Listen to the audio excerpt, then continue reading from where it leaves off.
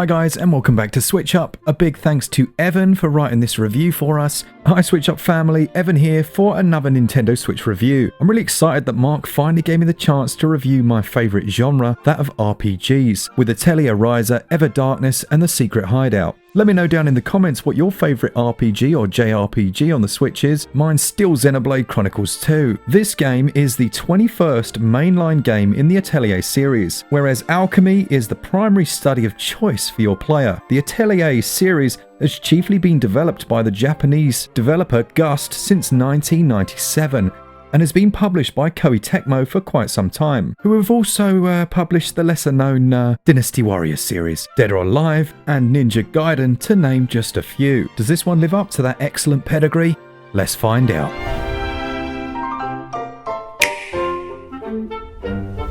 Although Atelier Ryza is the next release in a long-standing series, don't let that discourage you from jumping into the game now. This is a standalone tale where you step into the shoes of Ryza and meet her band of merry pals who are tired of their boring normal town and want to go on an adventure. Shortly after the three of you venture into the woods, you're attacked by a monster that is far too strong for the likes of these three normal friends. Luckily, you are to be saved just in the nick of time by some alchemical means, which then sparks Ryza's newfound love for alchemy. I want to stress that compared to other JRPGs, the story is told at a much slower pace. Take Dragon Quest XI into consideration for a minute.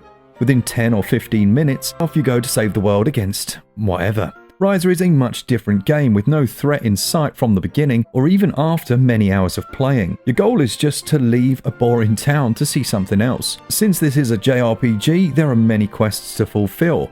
Pressing plus on your controller will pull up the main quest log in case you forget what needs to be done to progress your adventure. There are also party quests that you usually complete in a battle or from gathering. These quests look something like use an ability a certain amount of times or craft something specific so many times. They'll reward you with stat increases or certain learned skills. Later into your playthrough though, you're going to unlock proper side quests that can involve fetch questing, crafting harder items, and slaying certain monsters. One sad complaint that I have about Ryza compared to similar JRPGs on the market is the flow of the story. Often I was confused on what to do next to further progress things and had to religiously check the daily log to point me in the right direction. Something that ruins your immersion a bit and doesn't present the most enjoyable experience. Some of the story quests might feel a touch dry for a long part of the game. This might be a killer for some, sadly, as they're just going to chalk the game up as boring. But I would say it's quite the contrary. Where Ryza lacks in intensity, it masters simplicity. This story is very slow, which gradually connects with friends and pushes the boundaries of creativity. The Atelier games aren't usually praised for their stories, but here they've put a real focus on that element. The intuitive crafting system boils down to 3 different colours. Every ingredient will be given some elemental classification that can be used to add certain effects, or can be added to increase an item's quality. You can unlock more recipes from town vendors and from progressing through the story. You'll craft basically everything in the game. The vendors in towns also sell gear and rarer ingredients, but most of what you use is gathered and then crafted. The next large gameplay element here then is the gathering. It's a huge part of Ryza. Since you're an alchemist, most of your gear, including potions, bombs, and everything in between, is made by you and equipped to your character. You do have a stash similar to Skyrim where you can store a crazy amount of stuff, which is infinite. If you press minus on the controller, it gives you the ability to teleport to Ryza's bedroom where you can store whatever you need to, make potions, or just save your game, which is a nice touch. You're only able to save in her diary located in her room, which could potentially be an irritation, but it seems to work okay. Areas in Ryza are separated just like they are in Dragon Quest XI or the older Monster Hunter games. Whereas each one is quite small and separated by a loading screen, press down on your D-pad will also pull out your map, which shows you the area that you're standing in. There's no way to see the world map or other areas that you're currently a part of. Anything that you can collect will glow. Certain nodes can only be gathered with certain tools. You can alternate your tools with the left bumper. In case you guessed it, those tools, yeah, you're going to be crafting those as well.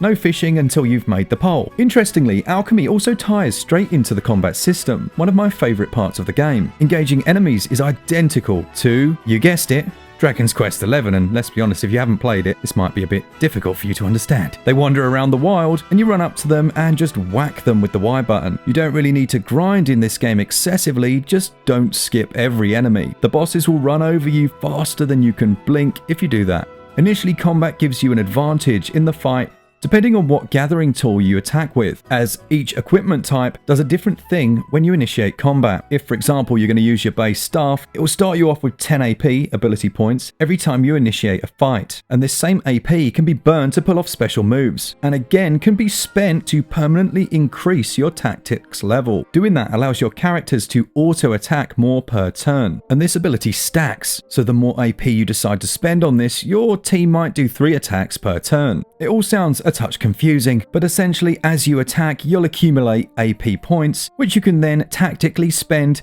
to improve your overall fighting abilities. In the left corner of the screen, you can see the flow of battle to see when everyone's turn is about to happen, including that of your enemy. Whenever it's your character's turn, this is where the balance between attacking, spending AP, or just running away from battle comes into play. Making that choice quickly is paramount, because the flow of combat doesn't wait for you to continue and might just catch up with you if you're not quick enough. Combat feels very satisfying whenever all of the fireworks are going off together, and you can tweak the amount that your companions use up their AP. For example, setting them to aggressive will make them spam every one of their abilities till the total AP reaches 0. Finding that sweet spot during a fight is really quite enticing, adding a layer of complexity to a rather simple battle system. Between the crafting and the combat and the general questing, I thought the gameplay loop of Atelier was quite good. I like that you actually have to gather things that you'll use in the game instead of grabbing anything that isn't nailed down to eventually sell to some shop owner. Combat's quite enjoyable as well, with a good complexity combined with a simple to pick up core. Gameplay scores 18 out of 20. The controls are good enough, with nothing to complain about. No, Mark, there aren't gyro controls.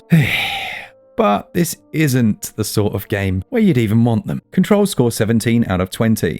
Visually, the game looks stunning. If you notice any slowdown or frame rate issues, attribute that to my computer gathering this footage, as it was my first attempt of doing that myself. The game runs perfectly with no issues to mention, and reminds me of many good animes artistically. Dialogue is presented in a good and believable manner without character models looking robotic. People running in the game does look quite silly sometimes, but also a touch better than some of the other JRPGs I've played. Lighting in Ryza is great as well and looks fantastic in docked or handheld modes. Visual score 17 out of 20. Now, I have to give particular emphasis to the audio in Atelier Ryza. The entire game is voice acted in Japanese with English subtitles.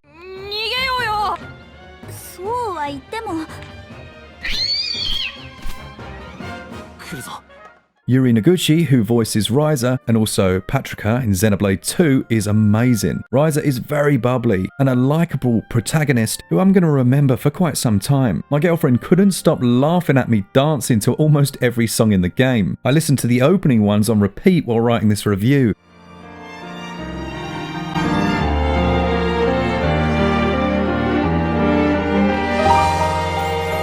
The soundtrack perfectly matches the tone of the game and emanates a calming, almost relaxing feel. I'd say that every song makes you feel like you really are adventuring without a care in the world. Light flute and amazing piano accompanies a great set of horns.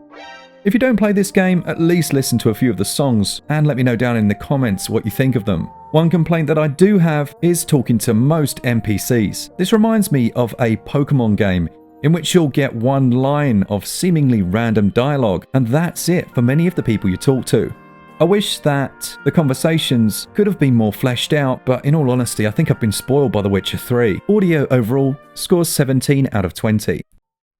The game costs £49.99, €59.99, or $59.99, which is most definitely a premium price. There's also a planned DLC for it, which will be purchased piece by piece, or there's the option to go for the deluxe edition, which I believe is $71. The DLC is going to include more missions, costumes, and harder zones, and you can buy swimsuits for all 6 of the playable characters in one of those packs, a bit similar to Xenoblade 2 clearly must have DLC. This is also available physically, so that's good news for Glen, and you may actually be able to find it for a touch cheaper. I would say that this game is worth a full price release. There is a lot of content here, even despite some of the more confusing story elements, with more to come within the next month. Value scores 16 out of 20.